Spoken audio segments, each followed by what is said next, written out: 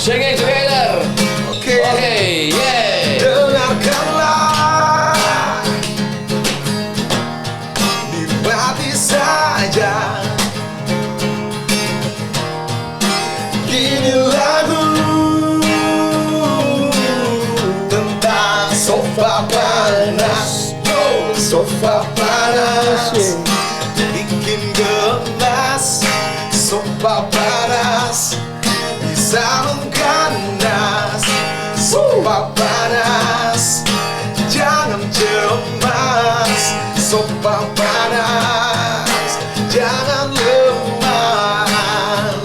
Oh, sofa panas.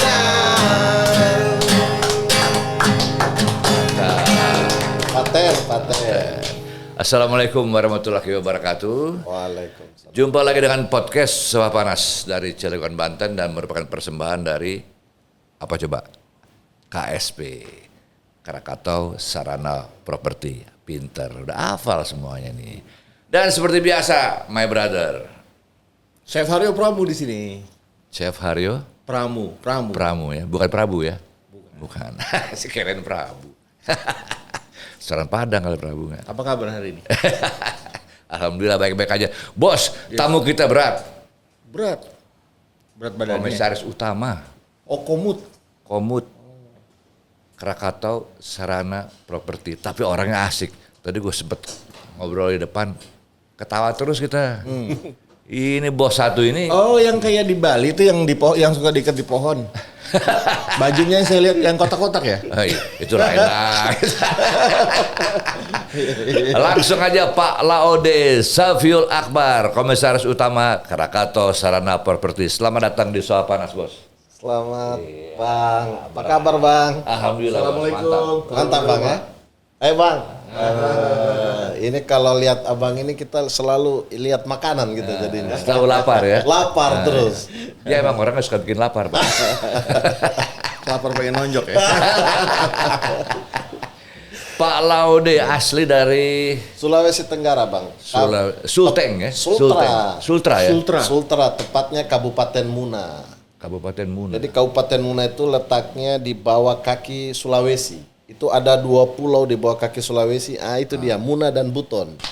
Oh gitu ya? Iya. Jadi pantes ini aksen Makassar ya? Iya. Seperti Makassar. Soalnya terbiasa kita di laut, Bang. Kalau orang di laut itu kan berteriak keras kan. Manggil. Udara bersih di sana ya? Bersih, segar. Kapan pulkam? Saya terakhir pulang kampung 3 bulan yang lalu. 3 bulan yang lalu.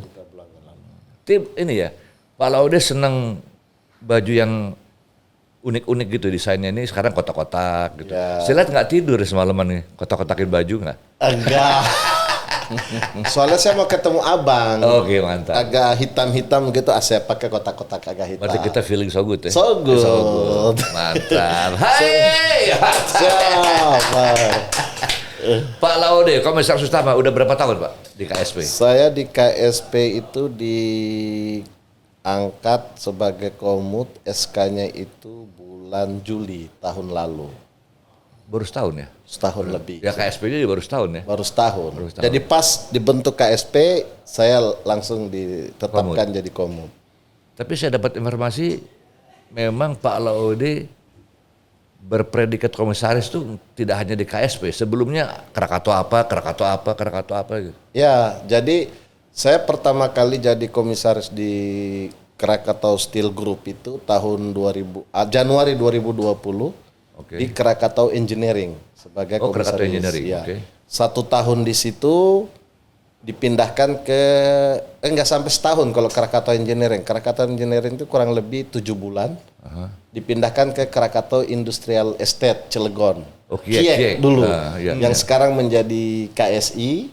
Infrastruktur sekarang ya? Ya, Krakatau Sarana Infrastruktur. Nah, setelah dibentuk KSP, saya dipindahkan di KSP jadi komut. Oh gitu. Boleh tahu Pak?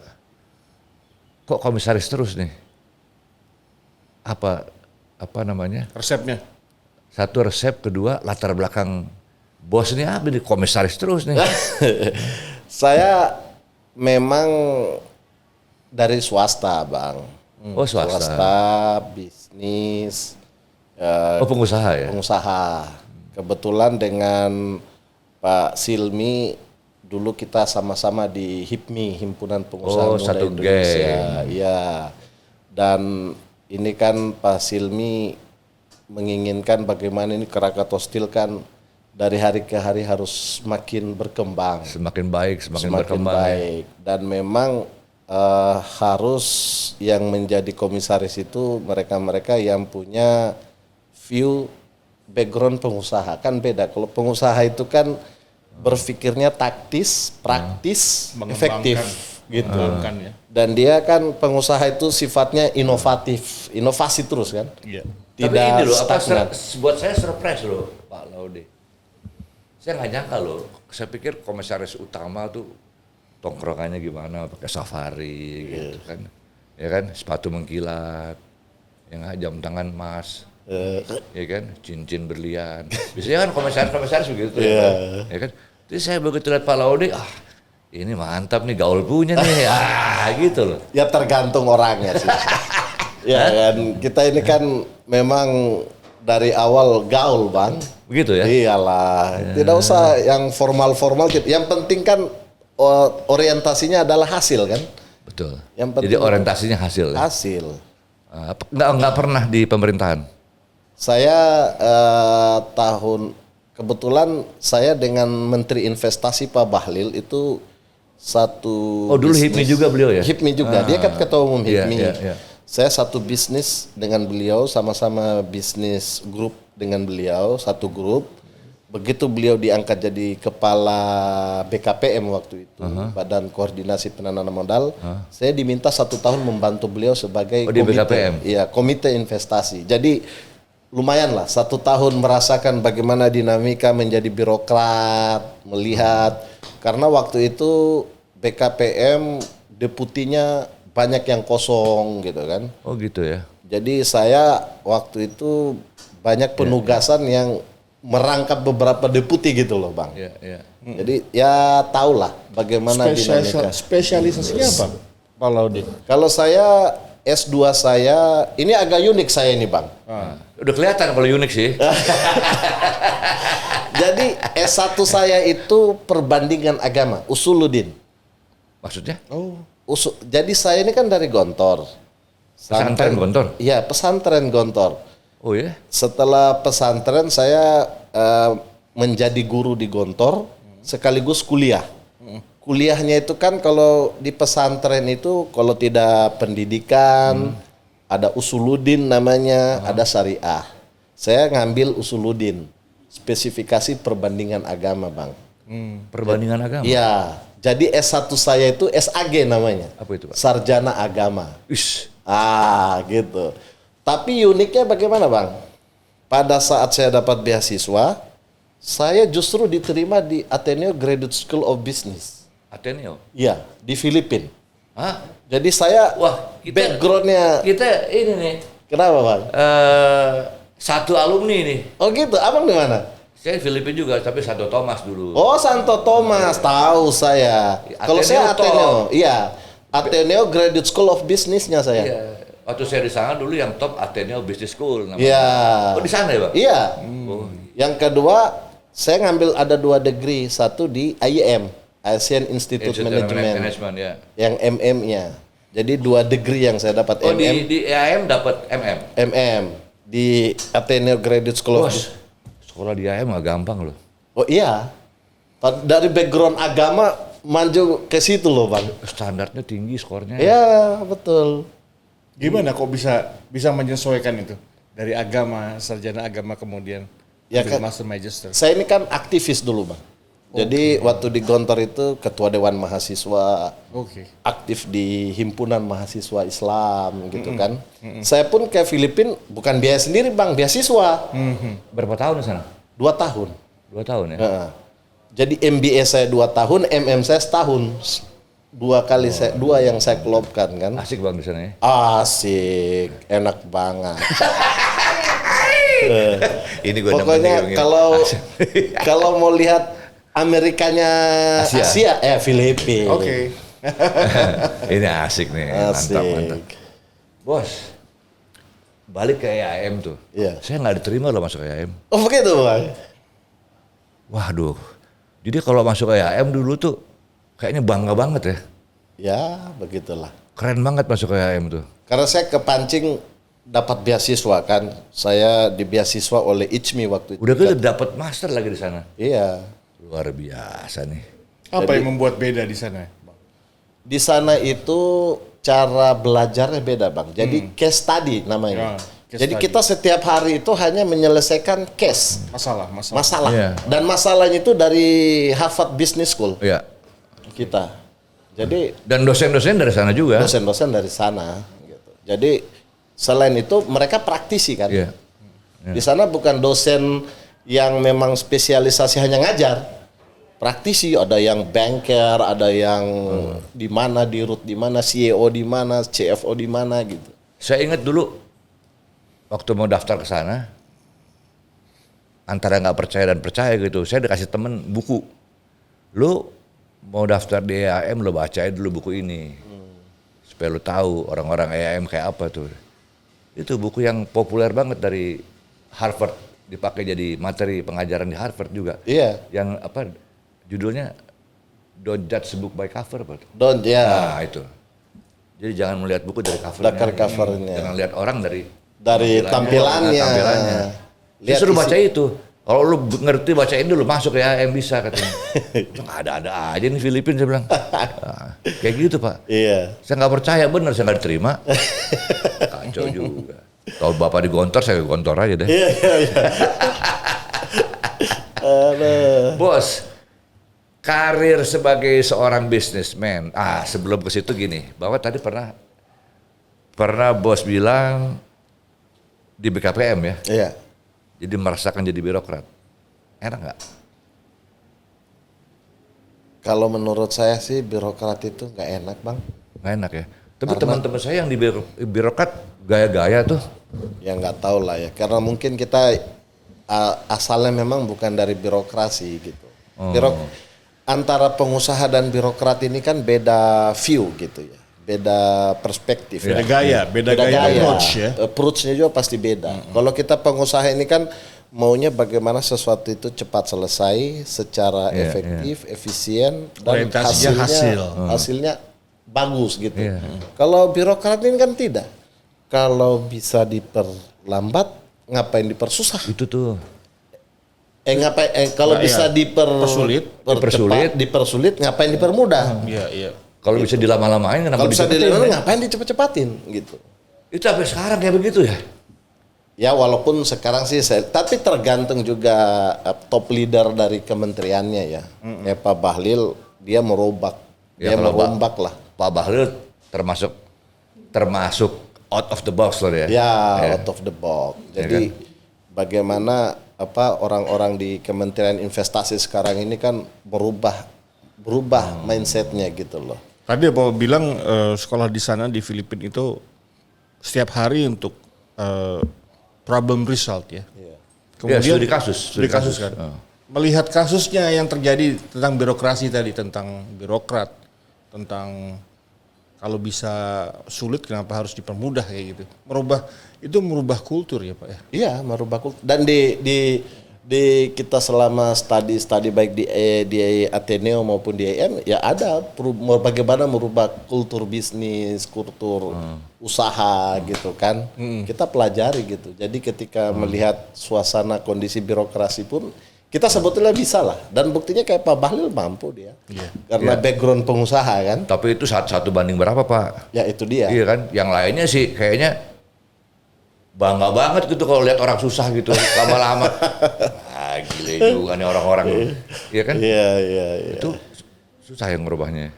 Ya memang harus butuh effort luar biasa lah. Leadership. Kata kuncinya adalah leadership menurut saya. Ya, tapi kan udah berapa tahun nih istilahnya kalau Pak Jokowi bilang apa sih namanya? Revolusi mental tuh. Ya. Sama aja nih birokrat. Buat saya sih begitu. Iya, ya memang lagi-lagi tergantung top leader tadi kan, di kementerian kah atau di dinas kah atau di Pemda kah gitu kan. Top leader pun juga harus berkelompok agar kuat ya. Ya, dia harus mempunyai dia harus mampu membangun sebuah kultur sistem yang bisa mendorong apa yang menjadi keinginan dia kan. Jadi dia harus mampu semua timnya itu harus satu visi. Kalau tidak satu visi ya susah. Repot ya. Repot. Jadi siapa yang mau masuk di gerbong ya masuk. Dan kita harus punya tujuan yang sama. Yuk nggak mau ya keluar. Bos, kan teman-teman di BKPM yang di Krakatau juga kan dulu mantan-mantan HIPMI semua tuh. Kayaknya HIPMI itu kayak sekolahan jadi ya. Banyak pengusaha muda yang jadi orang tuh sekarang. Apa kelebihan HIPMI sebetulnya? Sepakat seperti Pak Laude kan tetap begitu udah nggak ada HIPMI, bergaulnya juga tetap sama mereka kan. Iya. Berarti ada sesuatu yang punya apa ya, nilai lebih atau apa gitu. Apa gimana Pak? Jadi gini, kita itu spirit didirikan HIPMI itu kan Apa ini ada semangat Korsa di situ? ada kesemangat Korsa. Jadi HIPMI itu didirikan kan dengan filosofi pejuang pengusaha pejuang. Jadi awalnya ini kan adanya kumpulan para pengusaha-pengusaha muda nasional pribumi yang ingin eksis di dunia usaha di zaman Pak Harto Orde Baru waktu itu kan. Kan didirikan tahun 72 HIPMI ini. Nah, Oh 72 ya? tahun 72 Bang. So lama ya? So lama. So berat sudah. Jadi di HIPMI itu sendiri memang jiwa korsanya itu kuat sekali. Jiwa persaudaraannya, persahabatannya, kita sama-sama bergaul. Anak-anak muda kan, jiwa muda itu kan bagaimana kan Bang? Tapi mereka adalah pengusaha. Gitu. Tapi ada juga yang rese juga ada ya? Ada, biasalah. Itu kan bagian daripada model-model dan dinamika. Ya. Gitu Dinamika kan. berorganisasi. Organisasi. Tetapi secara umum dan persahabatan itu tidak pernah terlupakan gitu. Solid lah ya? Solid. Jadi karena merasa pernah sama-sama nakal bareng, itu baik dia. bareng gitu loh. Jadi akhirnya jadi ini gitu. Itu yang mantap tuh. Itu. Nakal bareng, baik bareng, Baik bareng, kaya bareng. kaya bareng. Itu. Yang penting jangan miskin bareng. Ini gua demen nih. Gitu Bang. Jadi Gitu ya. jiwa persahabatannya itu kuat sekali, kental. Gini nih lulusan Gontor nih. Ngeliat hidup tuh berwarna. Asik ini. Gak munafik, kita nanya dari sisi mana aja ketika jawab. Iya kan? Ini orang kalau disebut Pak Laude, Safiul Akbar, Komisaris Utama, Komisaris Utama KSP, gaul banget ya orangnya. Masih gitu kan, nggak percaya kan? Gak kelihatan. Nggak kelihatan. Asik. Bos, itu bukannya dari HIPMI ke Kadin nggak ya? Enggak. Kalau memang ke HIPMI ini kan batasannya sampai umur 41 tahun. Oh 41 masih dibilang pengusaha muda? Masih pengusaha muda. Di atas itu biasanya teman-teman beraktivitas di macam-macam organisasi, asosiasi usaha masing-masing yang berkenaan dengan bisnisnya kan. Kayak misalnya ada yang usaha logistik, dia masuk di Alfi, usahanya misalnya konstruksi, dia masuk di Gapensi gitu kan, atau gitu. Gatensi dan sebagainya. Tapi asosiasi-asosiasi ini kan pada puncaknya adalah mereka berhimpun di Kadin kan gitu. Kadin ini sebagai wadah berhimpunnya asosiasi-asosiasi jadi induk gitu Kadin. Induk gitu loh. Makanya kan Kamar Dagang Industri kan. Jadi semua model dagang, model industri yang berkumpul di Indonesia ini ya wadahnya di Kadin. Tapi HIPMI boleh nggak saya sebut sebagai kawah candra di mukanya pengusaha? Betul. Muda. Muda. Kalau saya bilang sih betul Bang. Jadi kawah candra di muka pengusaha muda ya di HIPMI. Jadi matang di situ semua. Matang di situ. Tahu bagaimana susahnya berbisnis, jatuh bangun bisnis. Tambah wawasan juga. Tambah wawasan. Tambah teman ya. Kecurangan berbisnis juga. Kecurangan, kebaikan semuanya semua kita pelajari kan. Pokoknya jadi satu lah situ ya. Satu lah di situ ya. Gitu. Jadi Itu kalau jebolan-jebolan HIPMI itu ada jaminan mereka akan jadi orang semuanya gitu. ya minimal kalau saya lihat ya dari antara anak-anak HIPMI ini minimal jiwa bahwa dia harus maju itu ada gitu loh. Gitu ya. Iya, karena berkumpul dengan orang-orang yang Berkumpul satu orang-orang yang visi ya. sukses Iya. dan ada visi, dia melihat kan, oh senior saya bisa, masa saya nggak bisa? Abang saya bisa, nggak ada misalnya saling bantu gitu. Saling bantu. Saling bantu pasti Saling ya. bantu kita kan. Kembali yang Korsa tadi ya. Korsa karena kan punya jiwa Korsa yang sama kan. Dilihat teman susah, aduh kasihan lo Aduh, gitu. gue bantu deh lo. Itu ada. Kita. Ada kita. Jadi siapa yang sudah maju, ya kayak saya dengan Pak Bahlil. Pak Bahlil kan ketua umum, tapi di bawah-bawahnya ini mayoritas anak-anak HIPMI kan semuanya. Sampai akhirnya Pak Laude bergabung dengan Krakatau Group ya. Ya, ini juga kan karena jiwa Korsa HIPMI kan, salah satunya. Tapi memang kalau kayak Pak Silmi memilih kita-kita itu memang dipilih orang-orang yang betul-betul punya kompetensi lah.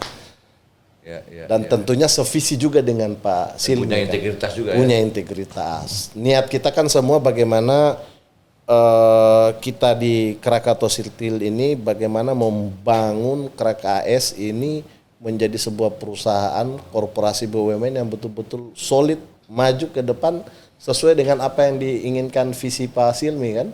Iya. Waktu awalnya Pak Laude bergabung di Krakatau melalui Krakatau Engineering ya. Iya. Itu apa yang Pak Laude lihat mengenai Krakatau? Tantangannya apa? Apa mungkin ngeliat, aduh, apa Krakatau ya? Ini perusahaan lagi susah nih gitu kira-kira gitu. Ya awal kayak Krakatau Engineering itu kan dulu dia merupakan sebuah perusahaan apa EPC ya, kayak engineering, procurement dan konstruksi. Konstruksi. Jadi dulu kan salah satu perusahaan EPC yang besar di Indonesia itu Krakatau Engineering, Bang. Oh beda dengan Krakatau Engineering dan dengan Krakatau Daya Listrik itu beda. Beda semua lagi ya? kan masing-masing bisnisnya. Dia ini basis bisnisnya adalah di konstruksi sebagai EPC tadinya gitu kan. Oke. Dia punya engineering, procurement, construction, kemampuannya.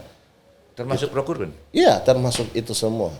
Tapi karena dia ada masalah dulu ketika mengerjakan salah satu bisnis unit yang ada di sini, yang akhirnya kan jadi jeblok.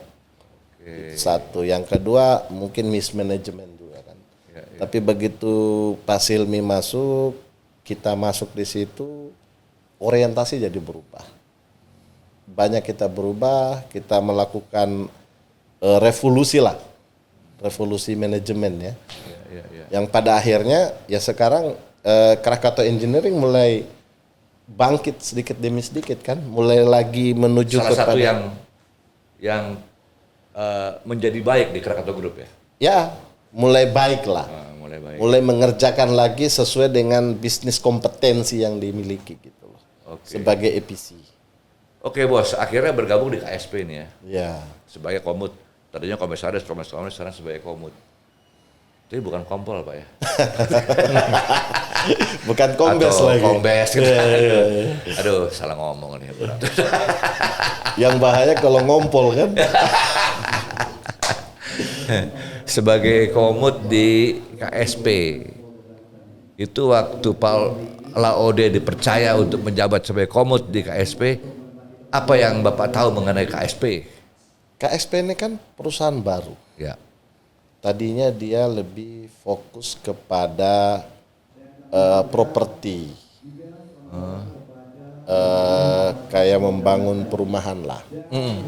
Nah, tapi begitu dibuat Rakata, waktu itu namanya Rakata, dibalik menjadi KSP, Krakatau Sarana Properti, dengan tujuannya adalah bagaimana KSP ini seperti Kiek dulu lah posisinya.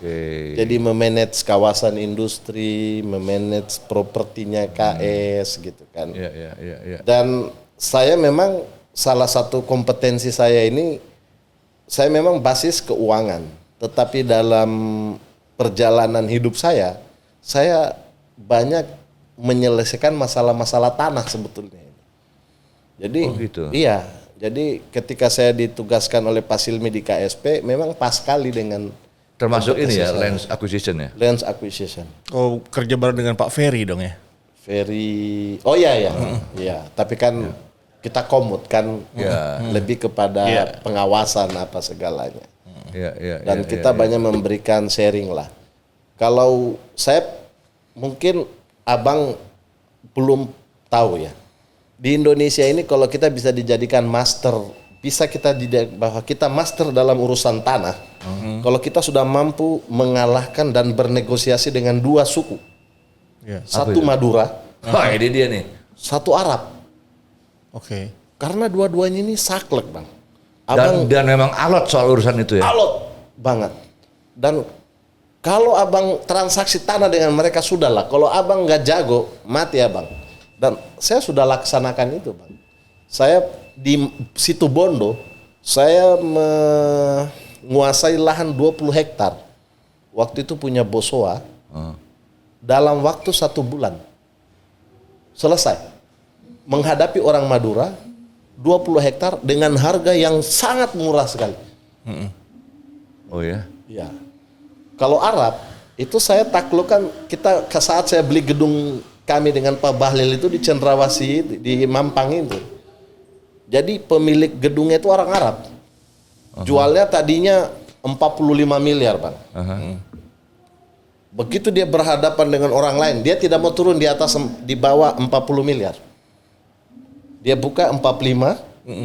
Dia tidak mau jual kecuali di atas 40 miliar. Apa, Pak? Kenapa, Pak? Perbedaannya apa sih antara antara Madura dan Arab nih? Bedanya di mana, Pak? Enggak, sama mereka. Sama. Satu adalah saklek, yang kedua adalah tidak bisa diatur, mau-maunya. Nah, gitu, Bang. Nah, pengertian mau-maunya gimana tuh? Ya kalau you mau ya enggak sudah tinggalin gitu. Nah, kayak gitu ya? Arab itu yang tadinya dia buka 45 miliar tidak mau di atas 40. Saya beli akhirnya di 35 miliar, Bang. Wah, jauh juga ya. Jauh. Dari 45 ke 35. Apa kelebihan Pak Laude bisa menumbangkan? Ah, itu ada triknya, Pak. Sebagaimana yang tadi itu yang satu. Kalau abang sudah bisa yang satu tadi itu, ini urusan tanah juga gampang. Sama ya? Sama aja ilmunya. Main usap juga dua-duanya. Main usap dua-duanya. Bos, kita minum dulu, Bos. Ah, iya. Kita minum dulu. Supaya makin asik nih pembicaraan nih. Bos, minum, Bos. Oke. Jangan diem aja, minum dong. Aduh. Wah, minumnya enak sekali nih. Iya, Pak, ini soal panas, habisnya dingin. Iya. Makin Aneh juga segar. nih, gelasnya yang aneh nih. Makin segar. Jadi kita sambung lagi, Pak. Iya. Yang asik-asik tadi itu. Iya. Pengalaman Pak Laude, saya tertarik soal land acquisition tuh. Karena itu masalah di mana-mana tuh. Iya. Pemerintah juga susah soal itu. Susah. Ya kan jalan tol juga, ada yang nggak beres karena soal itu. Iya. Apa sih sebetulnya kunci utama untuk bisa sukses di land acquisition tuh? Satu, kita harus mampu memahami lawan kita. Lawan itu harus pemilik atau apa? pemilik. Pemilik. Artinya kita mau bertransaksi dengan siapa? Kita harus bisa memahami psikologi dia. Kita harus memahami kultur dia. Kita harus memahami dia itu maunya apa. Yang kedua adalah kita harus mampu masuk ke dalam diri dia. Iya, iya. Gitu. Sehingga kita betul-betul tahu gitu. Jadi kita bukan hanya mau niatnya adalah untuk transaksi, tapi niat kita adalah bagaimana kita adalah bisa saling berbagi dengan dia. Bahwa kita mau beli bukan berarti kita ingin menguasai dia. Tapi kita ingin berbagi dengan dia. Kan gitu, Pak. Jadi banyak pendekatan non teknis ya. Non teknis. Kalau kita pakai pendekatan teknis, semua orang bisa, Bang. Digergaji gitu ya. Gergaji angin kita bahkan. So putus sudah. Putus. Oke, Abang paham gergaji angin? belum tahu. Kepala angin kita tahu berkelapa. Kita duduk, kaki-kaki tempat duduk kita itu tiba-tiba sudah tidak ada pijakannya. Itu gergaji angin namanya, gitu. Hai. Ini istilah baru dapat lagi nih. Kita tahu kepala angin. Kepala angin. Kepala angin sudah. Itu dia, Bang. Itu berat. Serem bahasanya. Serem. Ini bahasa gaul bos. Ini orang-orang Sulawesi semua begitu. Tapi yang terakhir dari urusan land acquisition itu adalah bahwa tanah ini adalah bukan milik kita, milik Allah Subhanahu wa taala. Harus diakui. Tapi yang satu lagi tuh dulu begitu tuh Pak. Apa itu? Kan tadi ada 2 tuh. Iya. Ini sama ini. Yang satu dulu saya sempat ada urusan dong. Nempatin tanah orang. Karena marah-marah. Ini tanah Allah Subhanahu wa taala. Kita bisa tinggal sini. Aduh, gila. Maksud saya begini, Bang. Ketika kita melakukan transaksi tanah, kita tidak bisa hanya mengandalkan bahwa kita hanya bertransaksi dengan dia. Tapi bahwa kita bertransaksi dengan pemilik seutuhnya daripada tanah ini. Gitu ya. Allah. Jadi kita harus meminta juga. Gak bisa hanya kita mengandalkan dia. Itu yang saya sebut ilmunya namanya tektok ya. Ya. Tektok bos. Tung-tung. Ya. Ya kan? Jadi kalau abang hanya mengandalkan, oh pasti saya bernegosiasi dengan dia, harus hanya dengan dia. Oh nggak bisa. Jadi horizontal jalan, vertikal jalan. Vertikal jalan. Itu cara untuk Ini nggak ada di buku nih Pak. Nggak ada bang. Itu. Wah ini anti teori nih. Iya kan nggak ada di buku soalnya belum pernah saya tahu nih. Nggak ada. Dan inilah KSP ini sebetulnya inti bisnisnya kan di situ. Ya. Karena Bapak punya kompetensi di situ, dipercaya di KSP jadi ya. Mungkin salah satunya kan. Ya kan udah pasti Pak. Iya, Pak. Luar biasa. Jadi kan kalau ini sarana properti. Iya, jadi orang itu kalau kita bertransaksi tanah, dia baru membaca, kita sudah ngeprint bang. Wis, ini asik nih. Apa kan bang? Ini asik. Ini asik nih. Jadi kalau kita bertransaksi tanah, Joffrey dengar nggak lo? orang dia baru paham maksudnya kan bang? Jangan main handphone terus, main handphone kecilak aja. Dia baru berpikir kita sudah menjalankan kan gitu bang. Jadi itu harus teori kita dalam bertransaksi tanah itu adalah kita harus berada satu tingkat di atas lawan kita gitu. Jadi yang tadi Pak ya sudah ngeprint ya? Sudah ngeprint, dia baru membaca, kita sudah ngeprint. Ini mantap nih. Ngeprint, lu jangan main handphone aja. Aduh. Artinya gini bang, kalau dia masih menguasai sesuatu urusannya hanya desa, kita sudah naik level kecamatan. Ketika dia hanya menguasai kecamatan, Ini ilmu begini dapatnya waktu di HIPMI atau gimana Pak? ini dari kontemplasi pengalaman bang.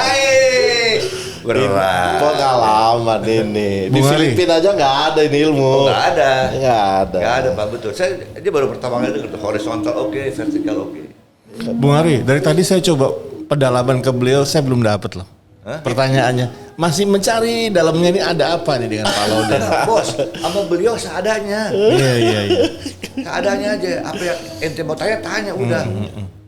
Iya nggak Pak? Betul. Ini, waduh. Manusia anti teori bos.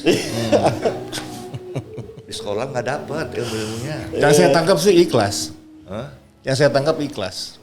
Ya pasti. Ada ikhlas di sana. Untuk semua itu segala sesuatu bisa berjalan karena ikhlas ya. Kelas, ya betul. Itu kata kuncinya. Kata kunci. Tapi ada nggak bos? Lihat perjalanan karir Bapak semenjak di Krakato, apalagi sekarang di KSP, teman-teman tanya, apa rahasia anu luar biasa gitu. Ada tanya gitu nggak? Ada beberapa teman banyak yang bertanya juga. Bos kasih tahu nggak rahasianya? Oh enggak. Karena orang bertanyanya tidak serius ya kita jawabnya canda-canda juga bang. Tuh kan? Contohnya bang, contohnya dong. Ya artinya kita kan bisa melihat lah bang. Kayak tadi abang bertanya. Kalau hanya sekedar bertanya kayak tadi kan mana mungkin itu ilmu bisa turun kan. Tapi kalau nanti abang lebih mendalami kita tahu. Oh ini kayaknya serius ini barang. Barang ilmu itu kita turunin kan gitu bang. Gitu ya. Kalau nggak serius ya ngapain kan kita Jadi capek. bosnya kayak guru ilmu silat ya. Berat. Gua kasih segini aja dulu. Jangan sok kebal dulu. Ya kan gitu bang. Kan beginilah bang. Orang itu kan harus dikasih sesuai dengan kapasitasnya. Jangan kita kasih seseorang dengan tidak sesuai dengan Di luar kapasitas ya? Yang nanti kayak gelas ini cukupnya segini. Ya kasih segini aja. Kamu kasih lebih dari ini dia tumpah kan? Kecuali airnya habis, dia minta tambah lagi. Dia nambah lagi. Itu teori ekonomi, Pak. Betul. Ya kan? Atau tiba habis ini dia kasih lagi gelas yang lebih besar kan? Isi di situ. Baru. Saya pernah baca tuh, Pak. Paul Samuelson. Ya. Itu dia. Teorinya apa nggak dapat kan? Itu dia, Bang. Bos, ini kalau nyusun pertanyaan lama. Awas deh, gue balas lu ntar. Lagi sakit flu. Iya. Tanya dong bos, ini baru buka restoran Padang.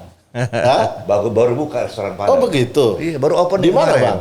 Di Veteran Bintaro. Oh. Di Veteran Bintaro. Dekat Kali-kali dong dapat dari ilmu kita. kan, biar Bro. rame. Yoi, kan? nanti minta nomor teleponnya. Iya, iya.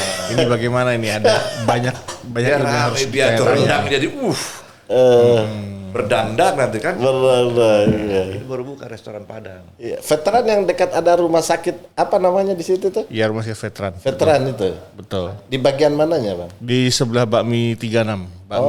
Bakmi Kejaksaan 36. Saya dulu pernah tinggal di Deplu Kompleks Perdagangan. Oh, tahu Oh, saya. Deplu. Dulu di situ dulu. Waktu masih ya baru-baru masuk Jakarta lah.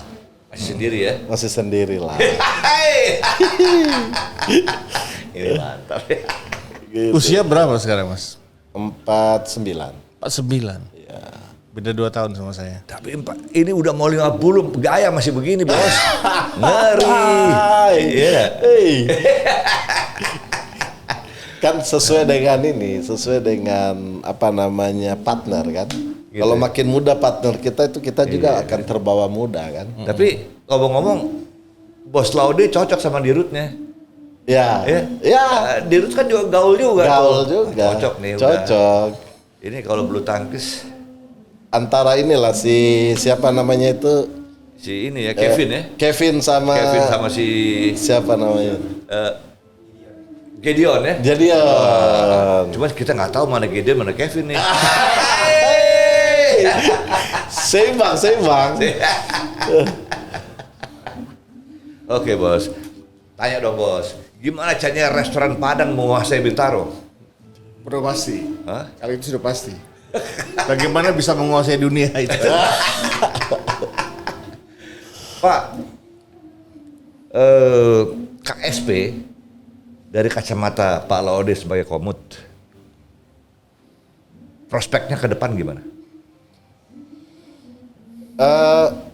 KSP ini sebetulnya dia tidak boleh hanya berpikir dalam ruang lingkup Cilegon, tapi dia harus menjadi pemain di Berani nasional. keluar ya? Berani keluar, harus berani keluar, dan harus menguasai kawasan-kawasan di Banten ini kan banyak kawasan sebetulnya kan, yang bisa kita akuisisi gitu. Jadi harus bagaimana bisa membuat terobosan ke arah situ.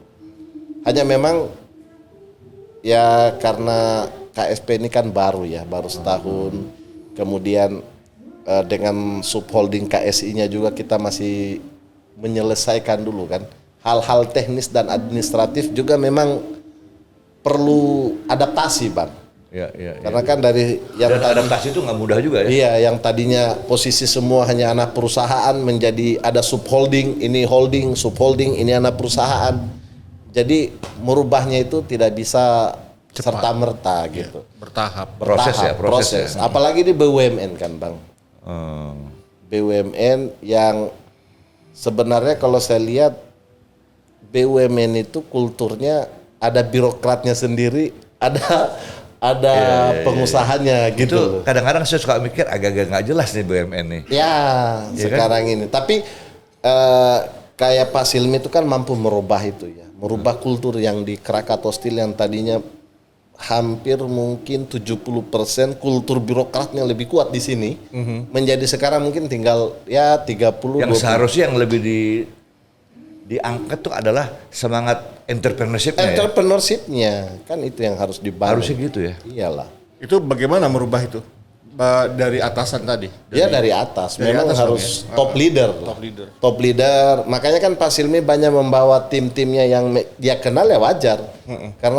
Karena dengan mereka lah yang mungkin bisa beliau bisa menyampaikan visi Dan itu misinya. sah-sah aja ya. Sah-sah saja. Selama itu demi untuk kemajuan BUMN itu sendiri kan. Jadi bukan KKN ya. Oh enggak dong. Atau KKN dalam arti kata positif ya. Kita ini tidak bisa menafikan nepotisme.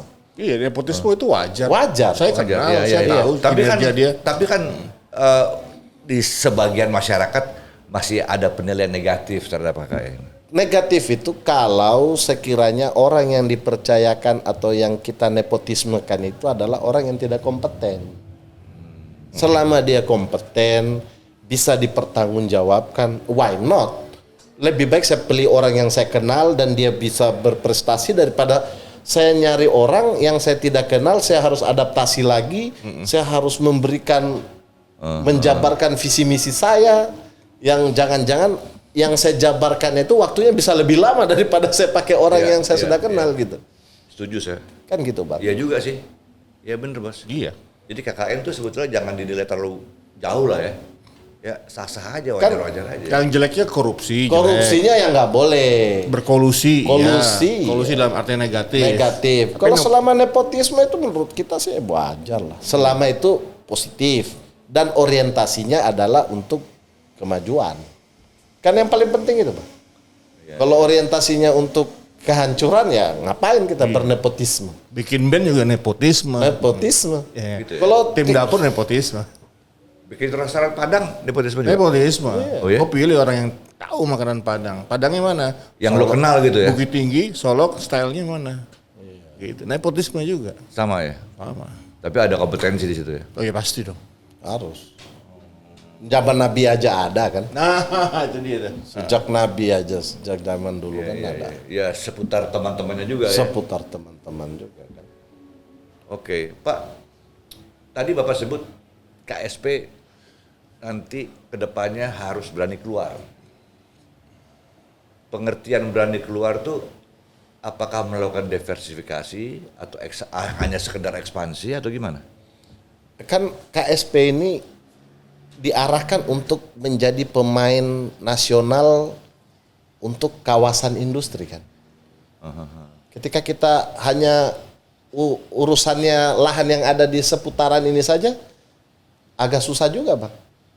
Iya juga, Kita habis juga kan? habis juga gitu kan. Dan pengembangannya kan sudah agak susah sekarang Cilegon ini. Ya kita harus mulai ekspansi, misalnya cari di Serang sana kah, atau Pandeglang kah, gitu kan. Atau mana lagi, di Tangerang yang dekat laut sana kan. Masih banyak sebenarnya Bang. Atau ke daerah lain? Atau ke daerah lain bahkan. Selama itu core bisnisnya KSP adalah sebagai pemain di kawasan industri, itu jangan ditinggalkan. Sarana properti. Saya dengar saat ini properti lagi mulai naik ya. Saya juga pengurus REI Bang. Oh di REI juga? Di REI juga saya. Banyak kali nih. Iya. Banyak kali dompetnya. Jadi kemarin saya baru rapat dengan Menteri Keuangan Bank Indonesia. Kita berbicara tentang prospek real estate hari ini dan ke depan. Memang properti ini dalam hal ini kayak real estate, baik itu membangun bangunan yang high risk maupun yang perumahan gitu ya. Mulai bangun lah sekarang, mulai melangkah lagi ya? merangkak, mulai berdiri lah. Kemarin puncak terakhirnya itu tahun lalu betul-betul down, tapi tidak minus. Oh nggak minus? Oh ya? nggak minus. Covid kemarin nggak minus? Nggak minus. Tapi sekarang mulai naik lah. Ibaratnya kalau waktu ini sekarang sudah mulai jam 7 pagi lah. Sekarang jam 7 pagi nih? Sudah jam 7 pagi nih untuk properti kan. Artinya mulai mau naik. Jadi matahari sudah kelihatan. Sudah ya? mulai kelihatan. Tapi hati-hati bos. Kenapa Bang? Mau 2024 nih. Orang tahan-tahan duit lagi ntar. Abang yakin nggak terjadi 2024? Hah? Wah ini ngeri. Bos, jangan diam aja bos, ngeri nih. Banyak bahasa kodenya nih. Ini pertanyaan yang gue nggak bisa jawab ini. Lo juga kaget gue ditanya begini. Kan biasanya begitu. Menjelang pesta rakyat, ya kan, pasti orang simpen duit lah, bisnis. Ya, ditahan-tahan dulu. Tahan-tahan dulu lah ini, jangan nanti habis pesta rakyat baru kita jalan lagi. Itu gimana, Bos? Kan begini, Bang. Para pengusaha ini kan, ya kita pengusaha dan abang pasti merasakan lah. Dampak Covid ini kan sangat luar biasa sekali kan. Kita pengusaha boleh dikata semuanya tidak ada sejenis bisnis apapun selama Covid ini yang bisa maju kecuali mungkin bisnis alat kesehatan kemarin itu kan apa namanya itu. Itulah.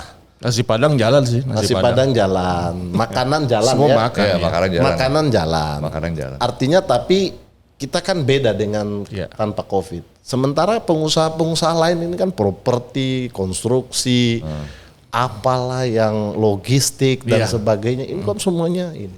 Dan itu kan kejadiannya dari 2020, Bang. 2022 ini kita kan baru ibaratnya mau Yang tadi kan jam 7. Baru jam 7 pagi semuanya. Tiba-tiba kita disuruh dipaksa untuk jadi jam 5 sore. Ya kan orang-orang pasti akan ini, Bang. Akan ngamuk. Kenapa kita disuruh cepat sekali ke sore gitu loh? Berproses lah gitu loh. Ya artinya jangan-jangan makanya pertanyaan saya tadi memang akan kejadian 2024 gitu loh. Ya gitu loh, Bang. Jadi Pusing gak lo pada lo? Pusing ya? gitu, Bang. Jadi 2024 ini akan kejadian apa enggak gitu? Kalau saya punya feeling kayaknya enggak. Bisa jadi mundur ini barangnya. Ini yang nonton podcastnya bisa jutaan nih. Ini aduh ngeri. Ini 2024 nggak jadi. Aduh. Yang bicara baru podcast ini, Bos. Gitu kan, Bang. Ini feeling aja, Bang. Iya, Feeling sebagai pengusaha praktisi gitu. Mundur loh. karena terencana atau tidak sengaja jadi direncanakan? Apa harus terjadi direncanakan? Ya dia bisa jadi sesuatu yang tidak direncanakan tetapi menjadi terencanakan karena kondisi yang membuat terencana. Ya itu pekerjaannya. Biasanya yang begitu-begitu pekerjaannya tukang-tukang sulap. Ya, Ya kan? tukang sulap. Tukang-tukang sulap. Masalah sekarang banyak tukang sulapnya. Banyak ada tukang sulap apa merah-merah itu apa namanya? Sulap merah. Hah? Yang lagi tren sekarang kan? Itu kan tren juga tuh, Bang. Artinya dengan situasi kayak begini memang banyak melahirkan tukang sulap Tukang kayak sulap, apa kan? betul ya. Ya, sehingga dia mungkin yang akan mengkondisikan Dengan tadi berbagai itu. macam style, berbagai macam gaya. Wih, bisa begitu ya? Bisa begini ya? Kan kita dibuat kaget-kaget gitu. Iya kan? Walaupun itu sebetulnya kita sebagai pengusaha senang juga gitu loh. Kita tidak dipaksa langsung Jangan-jangan jadi bos, sore. kita termasuk tukang sulap juga nih. Tidak. Kita hanya penonton dari pemain sulap. Tapi di zaman sosial media ini, Bang ya, banyak saya lihat orang-orang yang jago ngomong, jago berteori, menjelaskan tentang kondisi negara, kondisi ekonomi, kondisi masa depan bangsa, Pak. Semuanya mana yang bisa dipercaya ini sebenarnya? Kita percaya pada diri kita sendiri, Bang. Orang kan berteori, orang berpendapat wajar lah. Ya, apalagi dalam alam demokrasi yang sudah terbuka sekarang ini kan. Tapi lagi-lagi kita harus bertanya pada hati kecil kita kan. Apakah pendapat apa teori yang ada ini bisa kita adopt dalam diri kita, dalam ini lingkungan gontornya kita atau keluar, tidak, gitu kan, Bang. Gitu. Ini gontornya keluar ya? Kan gitu, Bang. Iya. Kita harus punya filter kan Iya. dalam kondisi apapun gitu. Jadi sosial media ini adalah kegaduhan digital yang sebenarnya kalau kita hadapi dengan hati nurani yang tenang, yang bersih lurus, maka juga akan baik-baik saja. Baik saja sebenarnya. Nggak ada urusan.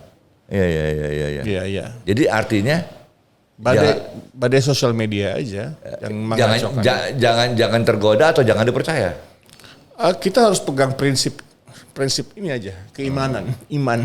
Ya, artinya kita tanya kalau dalam bahasa Arab is'al domiro. Nah, tanya hati kecil kamu. Gitu. Iya. Dalam semua langkah, dalam semua tindakan kita, tanya hati kecil kamu. Itu ajaran orang-orang tua kita dulu juga kan.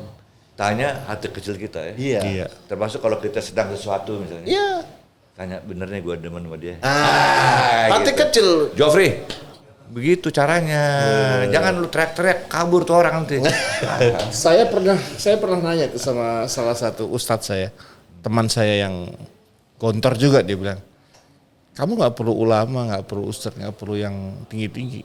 Ketika ada sesuatu hal yang terjadi dalam hatimu, kegalauan itu, tanya kepada hati nuranimu, hati kecilmu, itu tidak pernah bohong. Makanya kan kita dari kecil mungkin selalu kita disampaikan oleh orang tua kita. Di mana sih Tuhan? Tuhan itu dekat dengan kamu sebenarnya. Itu artinya apa? Ya diri kita ini gitu. Dan sekarang banyak orang yang nggak punya itu ya, atau belaga nggak punya. Makanya kalau kita kalau kita Muslim ya, ada kan perintah akimis sholat, dirikan sholat. Dirikan itu bukan kerjakan sholat. Kalau kerjakan sholat, bahasanya itu dalam bahasa Arab harusnya i'malus sholah, if'alus sholah, kerjakan sholat. Tapi kan kenapa Al-Quran itu mengatakan akimis sholah, dirikan sholat, dirikan. Artinya sholat itu ada dalam diri kita, Bang. Artinya maka tadi itulah, tanya diri kamu. Ini gue mantep nih, gila nih, ini gontornya keluar nih. Enggak, ini aja. Ini ilmu-ilmu orang tua dulu lah, kan gitu Bang. Wah, luar biasa bos satu nih. Abang kalau baca, kan kita Muslim kan semua. Iya. Baca Al-Quran ada nggak perintah sholat i'malus sholat? Bahasa Arab nggak ada. Akimis sholat. Dirikan. Ya. Bukan dirikan maksudnya kita berdiri, bukan. Ini Ya. Perilaku, diri. berpikir, tindakan. Iya. Ya tindakan kita sehari-hari. Kalau hanya kita begini saja kan tujuan daripada kita bersolat itu kan menjauhkan kita menjadi orang yang jauh dari kemungkaran. Kalau hanya kita begini-begini saja, apakah kita pasti dijamin kita jauh Belum dari tentu kemungkaran? juga. Belum tentu. Nggak ada garansi Tetapi kalau juga misalnya itu. dalam diri kita jauhi sifat dendam, kita jauhi zolim pada diri kita jauhi sifat amarah, kita jauhi hal-hal yang sifatnya buruk, Penyakit hati ya, hasad ya. Hasad, dengki, Menjadi tawadu ya. tawadu. marah. Itu kan sama saya dengan kita sudah sholat sebenarnya. Iya. Sudah menjadi manusia paripurna. Ya? Paripurna. Ih berat istilahnya manusia paripurna. Iya, Ngerti nggak lo Joffrey? Aduh Joffrey. Iya kan Bang? Percuma kita sholat juga Allahu Akbar tapi kita keluar dari itu kita masih hasad, dengki, buruk sangka, Iri, tidak menerima kode dan kodar. suka marah, gitu kan? Benar. Harusnya kita senyum, kita mulai senyum. Jangan katakan engkau beriman sebelum aku uji engkau beriman. Itu Hah? kan. Apaan lu ngomong sendirian aja gua kata. Jangan katakan beriman sebelum engkau uji beriman. Amin. Ya kata penutupnya harus agak sedikit religi lah. Bos. Religi. Ini orang-orang yang nonton ini gila nih. Gua pikir bagaimana nih orang-orang bacot pada Tapi sembarangan gini, semua. sekarang nih musimnya begini nih. Kamu beriman? Ya, saya beriman. Oke. Tapi kalau sesuai dengan seleranya, gimana kalau Allah menentukan bahwa kejadian terjadi pada diri kita tidak dengan selera kita, misalnya? Bagaimana tuh? Jaga Kan ada, beriman. di Al-Quran kan ada disampaikan. Gimana tuh? Belum tentu yang baik menurut kita, baik menurut Tuhan. Dan belum tentu yang baik menurut Tuhan, baik menurut diri kita. Apa udah bilang? Cakep. Bener bos. Benar nggak Bang? Terjawab kan apa yang Abang sampaikan. Jadi tugas kita sebagai manusia adalah menerima saja apa yang terbaik. Jadi kesimpulannya Krakatau Sarana Properti tidak salah pilih orang menjadi komisaris utama. Alhamdulillah. Pak Laode Safiul Akbar, Komut KSP, sukses buat Bapak. Alhamdulillah. Terima kasih Bang. Luar biasa. Kasih Bang. Masya Allah. Joffrey standby. Joffrey. Jangan lupa kasih lagu yang bagus buat Pak Laode ya. Aduh, jangan sampai nanti. Kemarin Pak, ini ngomong soal komut ya. Saya ketemu dengan komut Pak Nana Suhana. Pak Nana Suhana bilang gini, Kan cerita dia, aku cerita mau buka restoran Padang kan. Dia bilang gini, tau gak? Pertama kali kenal dia bilang, kamu kalau ngejalanin usaha makanan, jangan berzina. Karena itu yang menghancurkan. Gue bilang hebat nih orang. Baru pertama kenal udah ngomong begitu. Langsung aku tersentuh kan. Bener dia bilang yang mengerusak itu memang itu Pak. Ya udah, kalau gitu dilaksanain aja.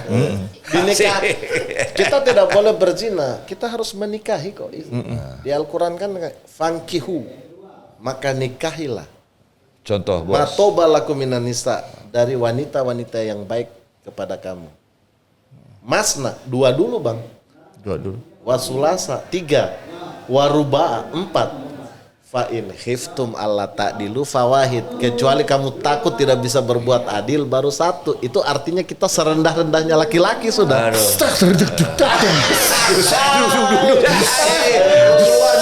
Keluar juga. Oke, demikianlah jumpa kita dalam podcast Sawah Panas dari Cilegon, Banten. Kita jumpa lagi dalam kesempatan. Assalamualaikum warahmatullahi wabarakatuh. Saya kembalikan kepada Ya buat kamu yang mau dapetin merchandise dari Sofa Panas, follow kita di Instagram Sofa Panas dan juga YouTube kita Sofa Panas bersama saya Chef Haryo Pramu dan Ali Sudarsono on the house. Assalamualaikum warahmatullahi wabarakatuh. Waalaikumsalam. Dengarkanlah Sofa Panas bersama Haryo Promogiri dan Asik, juga asik, asik. Ali Sudarsono. Kami berbagi cerita di mana-mana, di atas, di bawah, di tengah dan di belakang. Asik. Ayo mari berkumpul depan TV kamu. Kita nikmati YouTube bersama-sama. Yes. Sopa panas, sama ganas. Sopa panas, jangan cemas.